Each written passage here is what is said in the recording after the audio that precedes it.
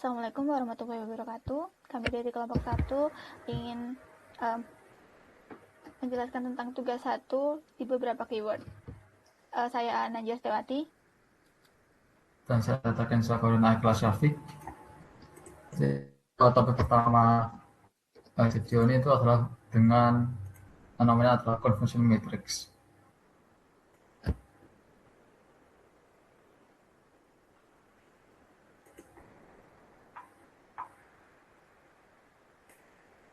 Jadi bayangkan Anda sudah membangun sebuah model deteksi penyakit langka hasil prediksi model Anda dibandingkan dengan kondisi actual patient disajikan dalam confusion matrix seperti berikut dengan TP10, FP40, FN5, dan TN945. Pertanyaannya, berdasarkan data di atas, hitunglah nilai precision dan recall-nya. Kemudian dalam konteks medis pendeteksi penyakit, manakah di antara kedua metode tersebut yang lebih krusial untuk ditingkatkan dan berdasarkan alasan singkat Anda? Oke. Kemarin kan ada rumusnya ya, precision sama recall. Ya. Kalau precision itu kan itu TP dibagi TP sama plus FP itu kan, nggak salah. Oke, bentar ya, dihitung dulu. TP per plus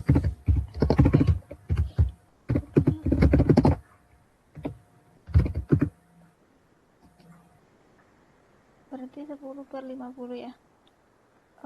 Ya.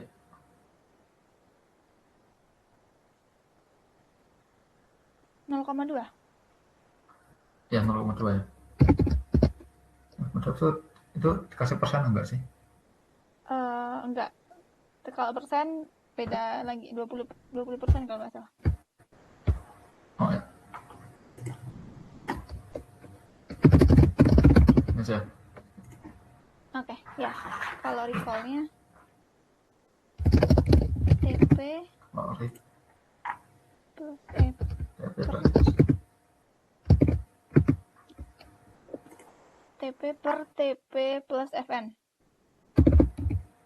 Per TP plus FN 10 ditambah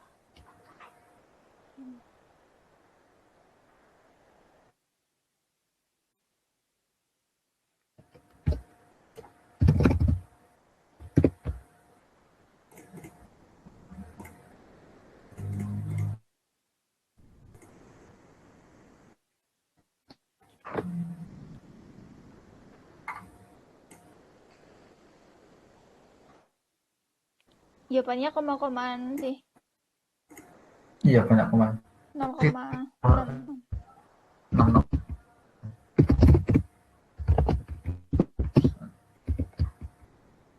Terus dalam konteks metode penyakit, mana kejadian terkadang tersebut yang lebih krusial untuk ditingkatkan? Kayaknya recall. Recall. Tahu kok. Kenapa? Tapi bentar.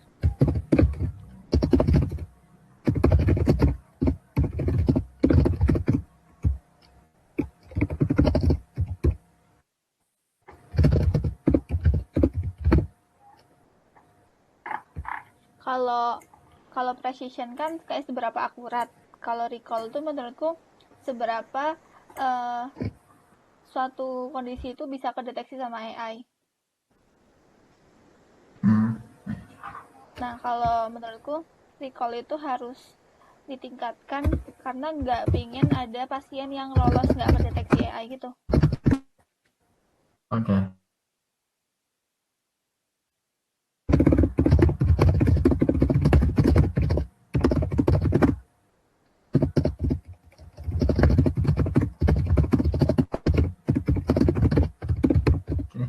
Oke, mungkin gitu bisa.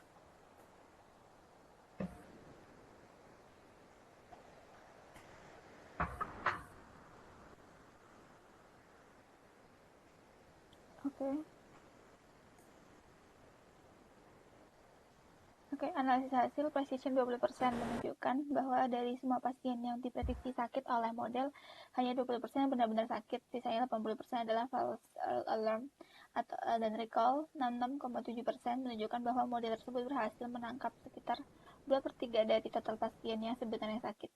Oke, scroll.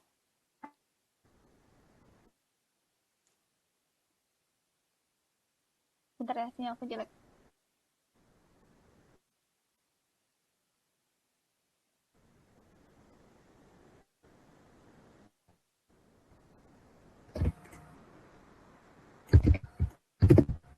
Apakah kamu sudah scroll atau belum?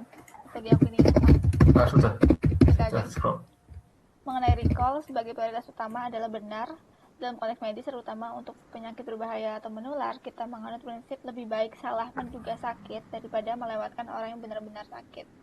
Dampak low recall atau FN tinggi, pasien yang sakit dianggap sehat, tidak mendapatkan perawatan dan berisiko mengalami komplikasi fatal atau menularkan penyakitnya. Dampak low precision, pasien sehat mendapatkan tes lanjutan atau kecemasan yang sebenarnya tidak perlu, namun nyawa mereka tidak terancam secara langsung oleh kesalahan prediksi ini. Oke. Next keyword. Untuk keywordnya true negatif.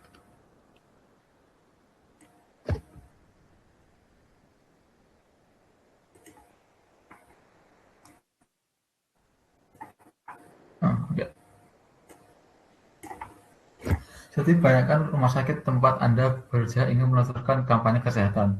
Bahwa alat AI ini tidak memberikan beban mental kepada orang yang sehat. Disinilah kita melakukan metric specificity tingkat berkenan dengan TN per TN sampai. Pertanyaan, jika dari hasil sebelumnya kita memiliki data TN 945 dan FP40, hitunglah nilai spesifikasinya. Jika data ini rendah, misalnya turun menjadi 50%, apa dampak konkret yang akan dirasakan oleh manajemen rumah sakit dan psikologis pasien? Atau apa nilai tidak terlalu jika kita akurasi secara keseluruhan?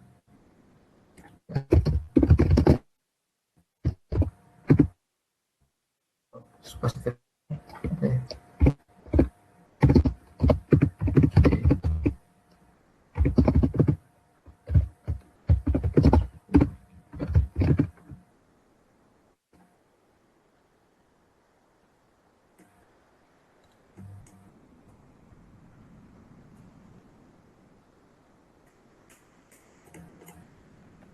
Oke. Berapa? Udah nemu hasilnya belum? Ya, sekitar berapa mas? 9.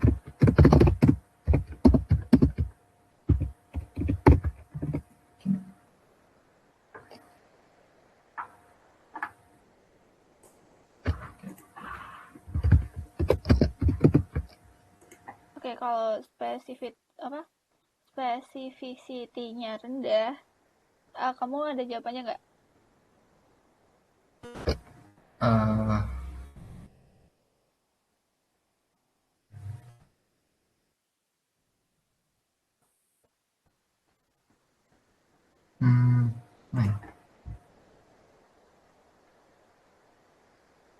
Menurutku kalau spesifisitinya rendah bakal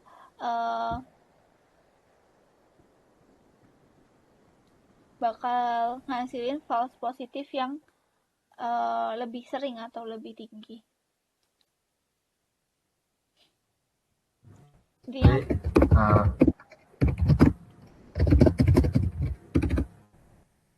spesifisiti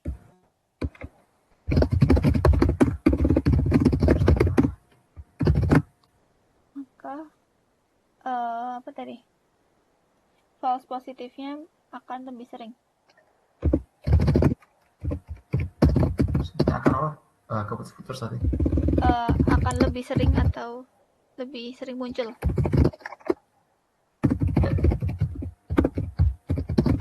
Intinya modelnya jadi lebih sensitif lah. Oh ya.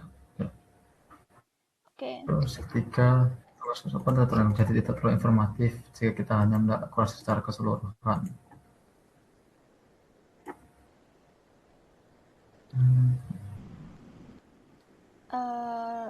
Kayaknya true negatif akan tidak terlalu informatif kalau datanya imbalance. Kalau menurutku.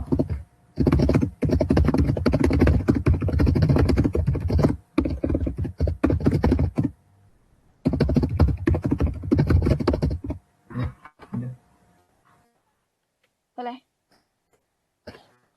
Ya, oke.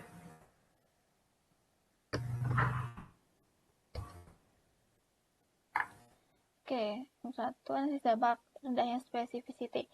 Jawaban benar, jika specificity rendah maka false positif membengkak. Secara konkret, beban operasional laboratorium akan kewalahan melakukan tes konfirmasi seperti PCR atau biopsi pada orang yang sebenarnya sehat. Ini membuat membuang sumber daya rumah sakit. Psikologis pasien muncul kecemasan massal, unnecessary anxiety. Bayangkan ribuan orang menerima notifikasi terindikasi sakit padahal mereka sehat walafiat. Oke.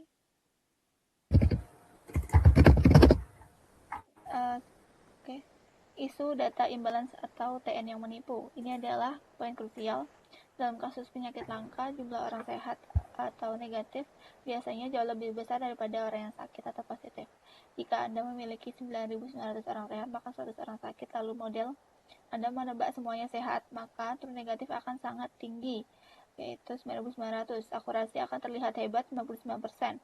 Namun model tersebut gagal total karena tidak memerlukan satupun orang yang sakit. Inilah TN menjadi tidak informatif jika hanya dilihat sebagai bagian dari akurasi tanpa mempertimbangkan recall. Oke. Next, keyword. Untuk pertanyaan selanjutnya adalah tentang kebalikannya, yaitu false negative.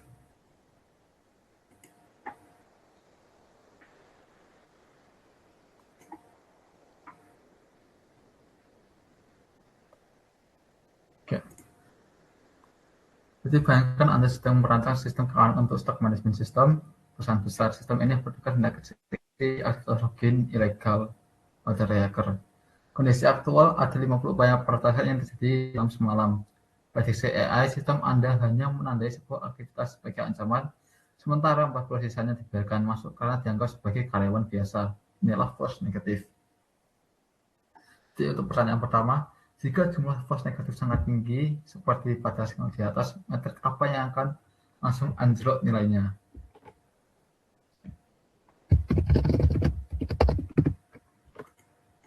Jumlah sangat tinggi.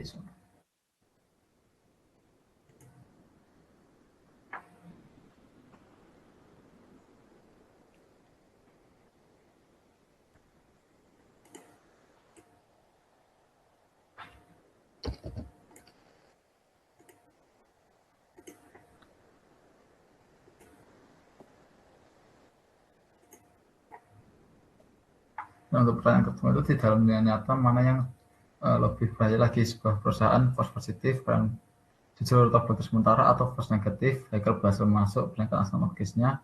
Dan terakhir itu sebutkan satu teknik dalam data science pada data tetap preprocessing yang bisa kita gunakan jika kita ingin mengurangi jumlah false negatif akibat data yang terlalu sedikit pada kelas positif. Aduh, kalau nomor 1 tahu jawabannya nggak? Kalau nomor 1 itu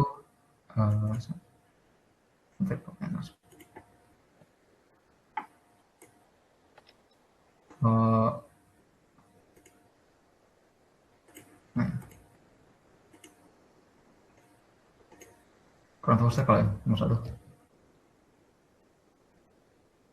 Oke, kalau nomor 2 menurutku yang paling bahaya ya false negatif gak sih, karena hacker berhasil masuk. Iya. Oke, kalau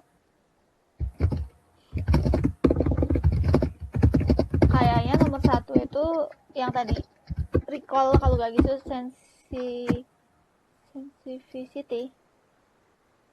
Specificity itu katanya.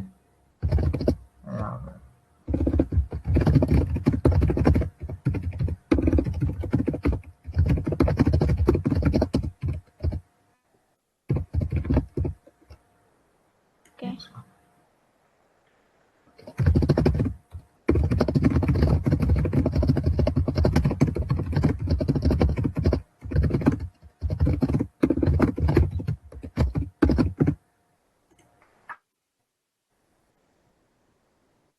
Nomor 3 tadi pertanyaannya apa?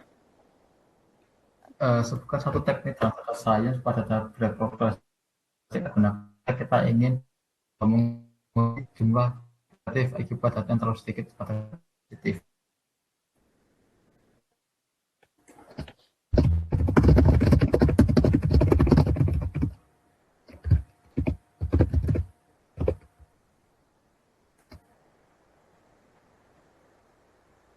Nah, Kamu tahu jawabannya kah? gitu. Uh, Kalau kamu tahu nggak jawabannya? Eh, aku nggak tahu proses namanya apa, tapi proses pas menyeimbangkan data sama transformasi kayak. Transformasi berarti jawabannya. Coba aja.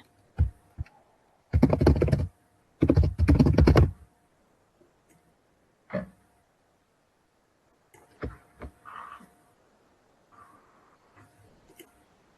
Oke. Satu koreksi metrik.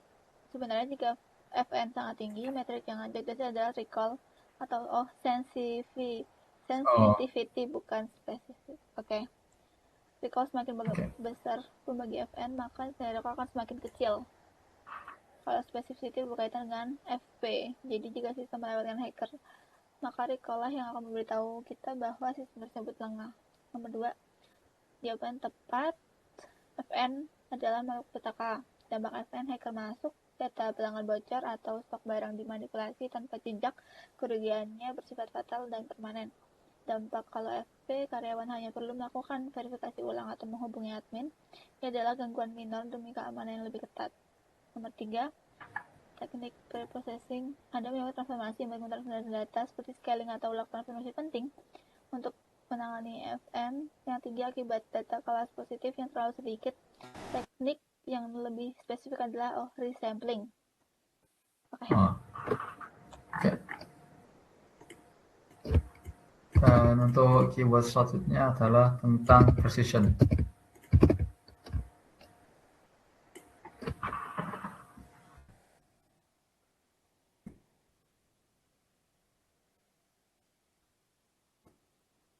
Jadi bayangkan Anda sedang mengembangkan fitur kecerdasan buatan untuk stock management system, membuat tugas menyaring email masuk. Sistem ini harus membedakan antara email berkenaan barang penting dan email spam atau iklan tidak penting. Jadi total email prediksi spam oleh AI adalah 100 email, positifnya 30, dan false positifnya adalah 70 email. Jadi pertanyaannya, hitunglah nilai precision dari model tersebut. Precision itu TP, masalah itu TP kan. TP TP plus FP.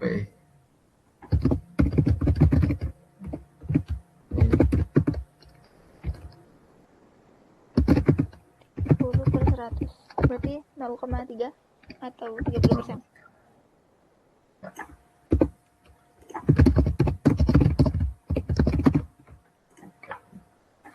Dalam kasus filter email bias ini, mana yang lebih merugikan secara finansial, low precision atau email pesan masuk spam, atau low recall, email spam masuk ke inbox?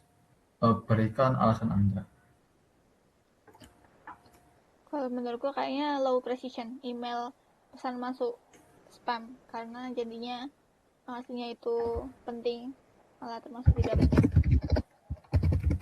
Iya, suka. Nah,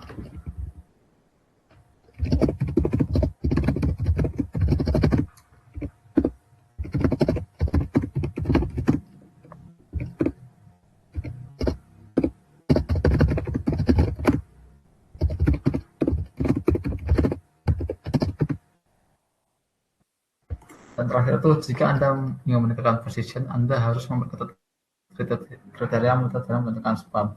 Apa dampak sampingan atau trade-off yang biasanya terjadi pada nilai recall jika Anda melakukan hal ini?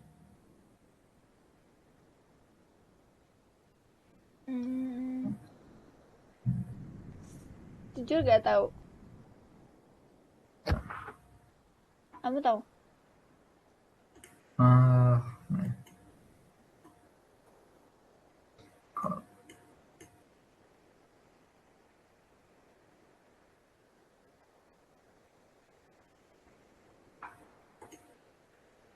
Kalau hmm, mungkin menurutku itu kayak seperti overfitting kayak eh gimana ya? Kayak modelnya itu kayak terlalu selain sama keyword-keyword tertentu dan enggak general sih. Mungkin gitu pendapatku. Boleh deh. Soalnya aku nunggu dulu banget.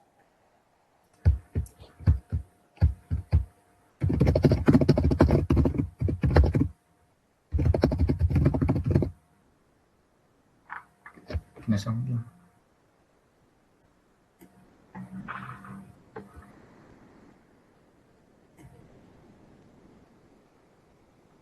Oke, perhitungan precision tepat 0,3. Dampak yang kedua, dampak finansial. Benar, low precision berarti banyak false positif. Dalam konteks ini, false positif adalah email pesanan yang dianggap spam. Jika pesanan tersebut adalah jutaan rupiah dan tidak terbaca oleh admin, perusahaan kehilangan pendapatan nyata. Nomor 3, analisis trade-off atau poin koreksi. Anda menyebutkan overfitting, namun dalam konteks hubungan precision dan recall, fenomena yang terjadi lebih tepat disebut precision recall trade-off. Jika Anda memperketat kriteria untuk mendekatkan precision, model menjadi sangat pemilih. Dia hanya akan melabeli sesuatu sebagai spam jika ia benar-benar yakin 100%. Dampaknya, banyak email spam yang agak mirip email biasa akan lolos ke inbox. Akibatnya, recall akan menurun. Jadi hubungannya biasanya berbanding terbalik. Saat Anda mengejar presisi yang sempurna, Anda biasanya akan melewatkan banyak target yang seharusnya ditangkap atau recall rendah. Oke. Mungkin jadi untuk topik terakhir itu ya tentang recall.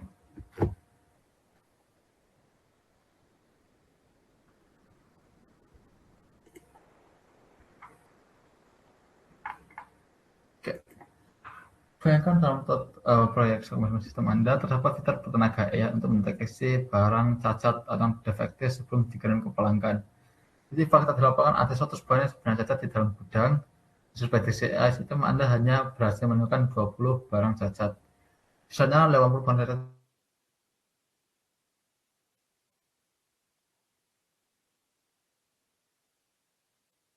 Untuk pertanyaan pertama, hitunglah nilai record dari sistem deteksi barang cacat tersebut.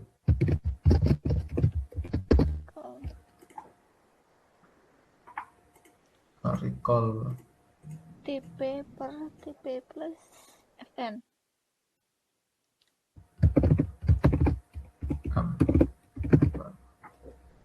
TP plus FN. Oke.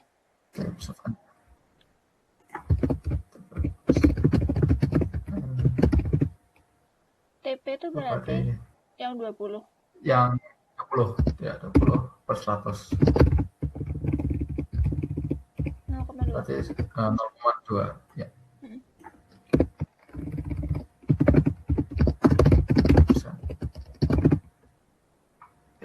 Dalam konteks kepuasan pelanggan terhadap setiap brand, mengapa nilai recall yang rendah seperti contoh ini jauh lebih berbahaya daripada memiliki precision yang rendah? Kalau menurutku sih itu karena jika bayangan cacat itu memang datang ke pelanggan itu maka dikasih review yang jelek oleh pelanggan tersebut dan reputasi perusahaan bisa anjlok. Boleh.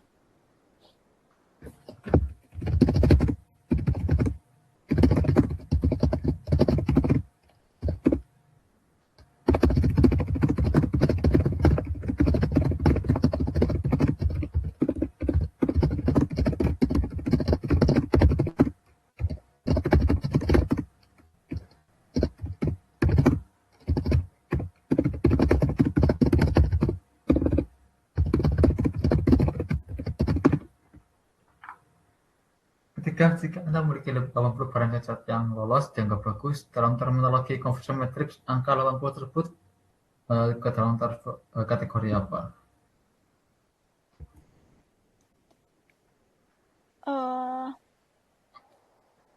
False. Kayak false negatif kalau menurut gue. Iya, false negatif.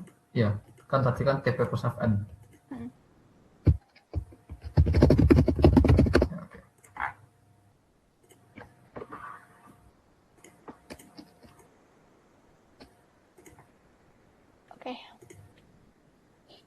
Analisis hasil, recall 20%. Ini adalah angka yang sangat mengkhawatirkan. Artinya sistem AI buta terhadap 80% kerusakan yang nyata, yang ada. Hanya 2 dari 10 barang tercatat cacat yang berhasil dicegah keluar dari gudang. Yang kedua, dampak bisnis. Anda benar, dalam dunia supply chain, selalu recall pada pengecekan kualitas mengakibatkan customer dissatisfaction, biaya retur barang, garansi, dan rusaknya nama baik jauh lebih mahal daripada biaya melakukan inspeksi ulang. Yang terakhir, kategori FN, false negatif, benar. Angka 80 tersebut adalah false negatif, barang tersebut positif cacat, namun diprediksi sebagai negatif atau bagus oleh sistem. Oke. Itu tadi topik terakhir. Jadi mungkin sekian dari kita ya. Oke, sekian dari kami. Mohon maaf bila ada salah kata. Wassalamualaikum warahmatullahi wabarakatuh.